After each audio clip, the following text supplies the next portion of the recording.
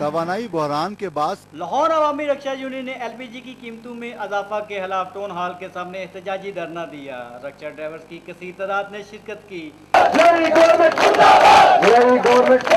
एहतजाजी धरना के दौरान अवामी रक्षा यूनियन के चेयरमैन मजीद गौरी ने मीडिया से गुफ्तगू करते हुए कहा, अगर हमारे जैस मुतालबात को तस्लीम न किया गया तो अशूरा मुहर्रम के बाद गवर्नर हाउस के बाहर धरना दिया जाएगा। हम 1 तारीख से लेकर आज तक LPG माफिया, LPG कंपनियों, डिस्ट्रीब्यूटरों और चेयरमैन ओगरा के खिलाफ एहतजाज कर रहे हैं। DCO साहब ने कीमतें कंट्रोल करनी होती हैं, इन्होंने कीमतें कंट्रोल नहीं की, बल्कि 85 रुपये सेल करने का सर्टिफिकेट भी दे दिया है। आज के इस धरने के बाद इंशाअल्लाह ताला 10 दिन मुहर्रम उल हराम का एहतराम करेंगे। उसके बाद लाहौर में रैलियां निकालेंगे रोजाना की बुनियाद पर।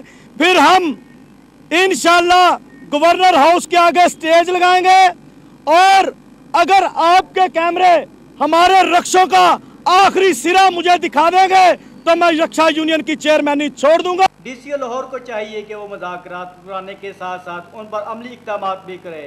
कैमरामैन इमरान मुगल के साथ कमर अब्बास, पाक न्यूज़ लाहौर।